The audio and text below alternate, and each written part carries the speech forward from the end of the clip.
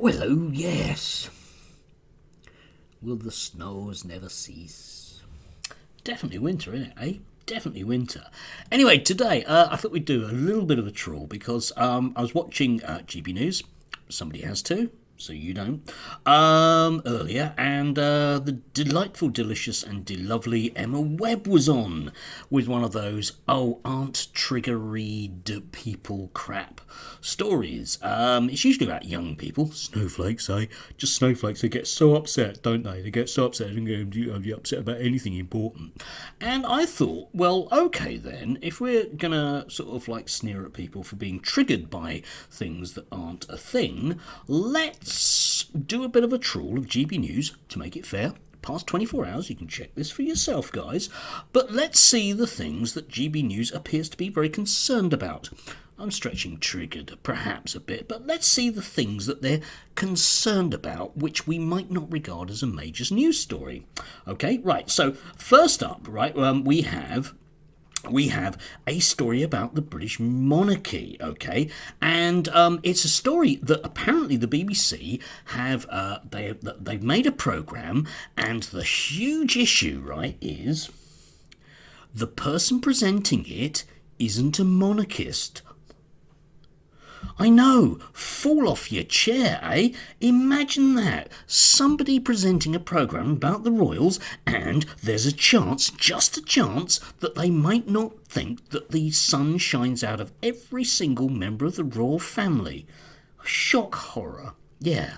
I mean, who could doubt the veracity and, indeed, ever question anyone like Prince Andrew? Anyway, moving on, there's that one, so it's a bit frothy, isn't it, about nothing at all. Then there's a sort of follow-up story to the lesbians at the BBC scandal story, which is people getting very upset about the fact that the BBC produced a programme very, very ill-advisedly, and now people are questioning the ill-advised programme as being ill-advised. But people are getting frothy about the fact that anyone's questioning that it might have been ill-advised in the first place. I think I've got that right. But to be quite honest, I was a little bit confused by that story. I've watched that segment about 4 times now, and I'm not quite sure what the woman from the lesbian group is really concerned about, particularly. Anyway, leaving that aside, let's move on and see what other things people are triggered by. Oh yeah, well, please do see my other video about Geordie Shore and the wonderful Andre Walker. He's a god amongst men, that guy. Anyway, watch my other video for that one. Migrants. Obviously a migrant story, but people getting really frothy about the concept that migrants need to be housed in barracks, and I'm thinking, they are.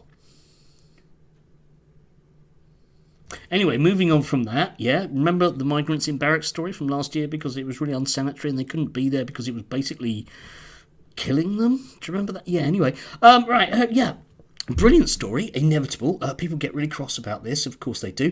Why is it that Prince Charles has to be the king? Announces somebody with presumably no knowledge about the way that a monarchy works. Yeah? Because that's the way a monarchy works, mate? Anyway, moving on from there, let's see what else we've got. Oh yeah, my last and favourite one is people getting very, very cross about trans women in sports. Who exactly does this affect? You know, I'm just trying to think of my everyday life, and I'm struggling to come up with a scenario whereby this means anything to me whatsoever.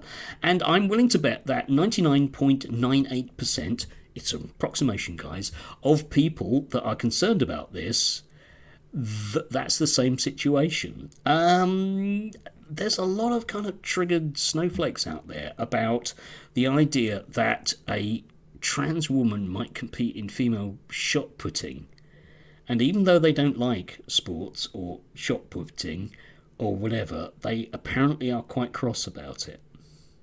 Snowflakes, triggered.